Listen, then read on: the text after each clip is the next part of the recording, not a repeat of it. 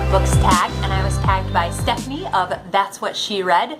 And this is a tag where you talk about everything but books that are in your life. And the first question is a cartoon I love, and full disclosure, confession time, I love My Little Pony, Friendship is Magic. This is the fourth generation show. Lauren Faust, the creator, wanted to show that parents and children could enjoy, so there are little pop culture references. And the premise at the beginning in the first season is that Twilight Sparkle, the main character, is sent to learn about friendship and the magic of friendship in the town of Ponyville. And there she befriends Rarity, Fluttershy, Pinkie Pie, Rainbow Dash, and Applejack.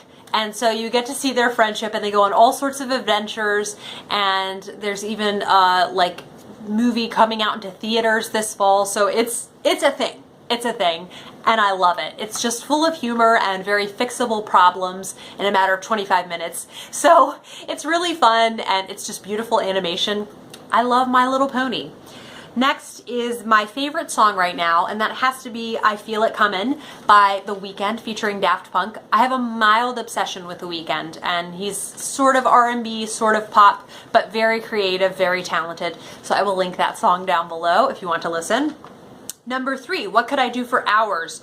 Watch the Great British Bake Off. They have now put 3 seasons total on Netflix, and I am mildly obsessed. It is just such a soothing, relaxing show, and they're all such good sports, and it's just really neat to see their love for making beautiful things, and I just adore it. Next is something I love to do that might be surprising. I am a party planner, much like Pinkie Pie on My Little Pony, and I love to plan elaborate parties. For my 26th birthday, I had a Harry Potter themed birthday and decorated my apartment to look like the Gryffindor common room, and I made a little Honeydew sweet station. We played Harry Potter trivia, and I got a Harry Potter Lego game. We had butterbeer. I made French onion soup like Creature makes in book 7, and I made Yorkshire pudding and roast beef, which is something very Hogwarts approved. And it was just so much fun to be a grown-up, but able to do all that. Oh, and I also made chocolate frogs to go in the Honeydew station.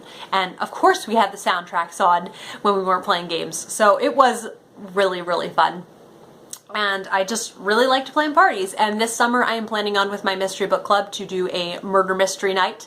It's one of those things where you can get like a game, and it has a script for everyone, and someone is assigned that they are the murderer. And so it's just really, it's really fun. People get into the spirit of things, and you try to figure out who it is, and it's a good time.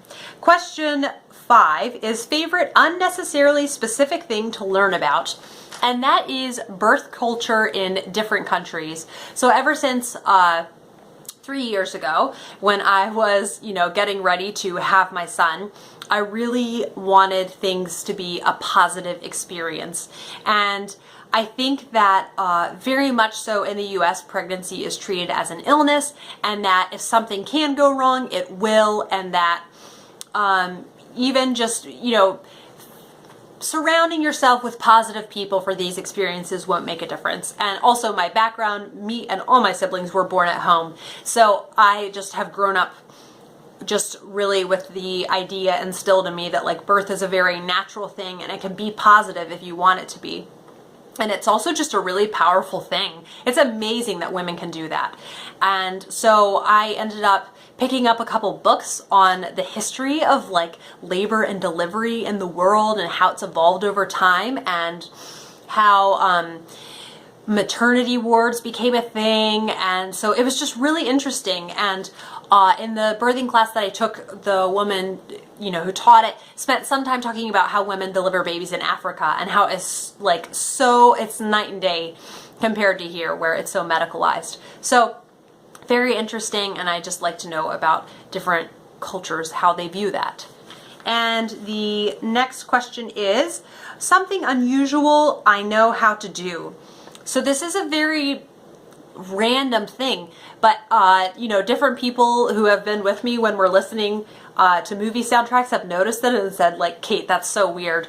Basically, any movie that I've seen, when I'm listening to the soundtrack of it, I can pinpoint the specific scene and like the lines that are happening in that movie. So I do this a lot with Harry Potter. I do this with the Lord of the Rings soundtracks and Atonement, Little Women. Basically any soundtrack that I listen to a lot, I love to like remember what was happening when that music was playing. The next question is something I've made in the last year, and I think I posted a little bit about this on Instagram, but I made a cross stitch for my in-laws, and their favorite, like their family Bible verse was this proverb that said, "A word fitly spoken is like apples of gold and settings of silver." And so I knew they loved that. And so I just decided to make a cross stitch with this silver tree and the golden apples and then put the verse down below. And so it was really nice to be able to give that to them. And the next question is a recent personal project. So I really have to like figure out exactly how this is going to work. But I bought a like huge new canvas to do another cross stitch. If I can make it work, I want to pick my favorite mystery series, and I found a website called pick2pat.com where you can give them any picture and they'll break it into pixelized format like a cross stitch pattern, which is really handy, and it's all free. And it can, even if you want, tell you the specific colors that you need to buy. So I would love to have like a montage, you know, just all of my favorite mystery book covers here. I think I can fit 8. I'm not sure if I can. I would have trouble narrowing it down if it wasn't 8. But I think it'd be really fun to have something dedicated to like the mysteries. But either way, this is going to be bookish. If not that, then I might do the Source Books Anne of Green Gables cover. I'll keep you guys posted as soon as I start, but I just don't have, I had like a big burst of energy to work on that, and then it just went away. So I want to wait until I'm excited about it again and then maybe really work on it. The next question is something I think about often, and I can't remember the rest of the question. Something like when looking out a window, something you ponder. And I think a lot about traveling. When I am done, you know, taking care of Peter and he's older, I really want to travel. And my husband and I are already making a list of like our top priority countries that we want to go to. And it's really fun because he's on board with that being a big priority. We're hoping for a 10th anniversary trip to England. We'll be married 6 years this summer, so that's a ways out, but I think it's good to make goals in advance, and that's totally like top priority for me. I mean, you know the kinds of books I like, so England is without a doubt the top priority. And the last question is something that is an oddly specific favorite. So my favorite music while cooking is without a doubt Nina Simone. I have been a fan of Nina Simone now for I think around 7 years, and no, that's a lie. I think 10 years. So I just love Nina Simone so much. So in case any of you don't know, she was a black singer from the 60s and 70s, and she really fought a lot for the civil rights movement, but she is just an amazing singer. She does a fair amount of jazz standards, but a fair number of original ones. And the first song I heard from her that really made a huge impression on me is Wild as the Wind. And it's just one of my favorite all-time songs ever. It's so atmospheric and just, I adore it so much. So I love Nina Simone. I have countless of her CDs, and it's just, I can get really stressed out when I'm cooking, and I just put Nina on and it just calms me right down. And I love Nina Simone so much, and it's really fun too having an artist that you can kind of grow old with. And since she isn't just like I think she's turning into a classic artist, and so I think it's neat that I really think I will like her for all of my life.